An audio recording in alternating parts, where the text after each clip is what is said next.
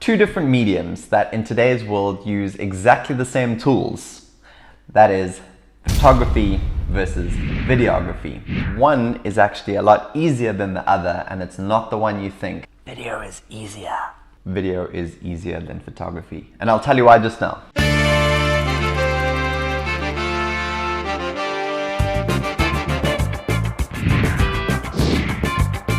I'm Dean Parman from Travel Vids, and I'm here to make sure that you understand that making videos on your phone is a whole lot easier than you think. Although a lot of people consider videography and photography to be the same because they share similar concepts like lighting and composition, there are obviously differences. And today I'd like to look at one of the main misconceptions about why videography is considered harder and break that. If you ask me, videography is a lot easier than photography, and I've got two reasons why.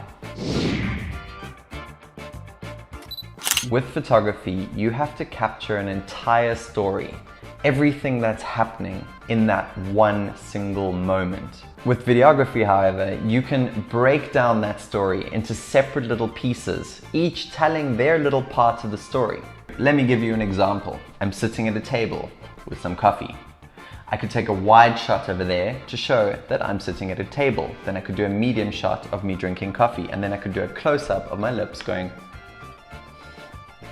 oh, that's good.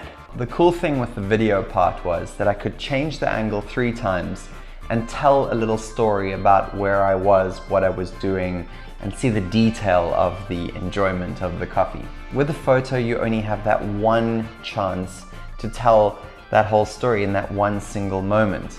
Now, which moment do you take? Which angle do you take? Do you take the wide? Do you take the medium? Do you take the close-up?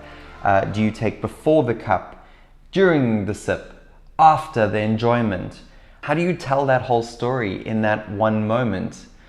That's what makes photography really difficult to be really good at. Anybody can take a snapshot, but to be really good at photography, you have to know exactly which moment is the one that is going to be the thing that people connect with. They understand everything about the environment, the feeling, the action. So my first point is, when you're trying to shoot a little scene, stop trying to think like photography. Stop trying to get it all in one moment.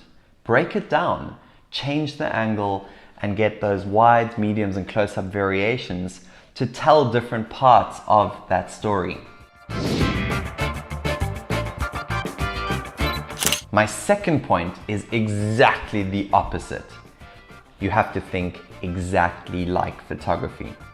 And what I mean by this is people, the moment they're given a video camera or something to film, they hit record and they start moving. Because people associate video with movement, which is kind of correct. The thing what people get wrong though, is that they think they should be moving, and it's actually what you're filming is moving. We in video are moving, living pictures. So the camera can stand dead still. It's about me moving, talking to you guys through this camera. That doesn't have to move. As we develop and get better at making films, yes, sure, we can use gimbals or tricks to get those sweeping moves, but that's a little bit of a higher level. At this stage, you need to think in terms of photos. So if you're thinking about these wide, mediums, and close-ups, keep the camera still. Keep it there. Take in that moment as if it was a photo, but roll for, a couple of seconds at that exact frame. You don't have to move and pan and tilt and zoom and crash and do all these different things. Keep it simple. Make photos that move. That is the difference between videography and photography in two different opposite directions.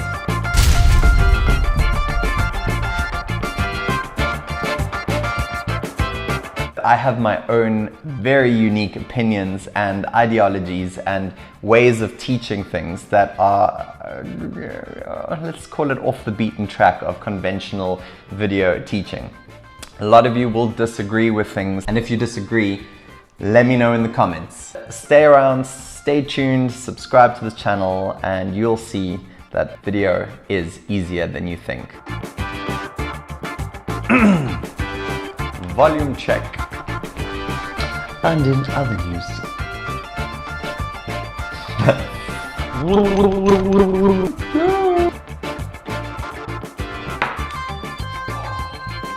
Stop it!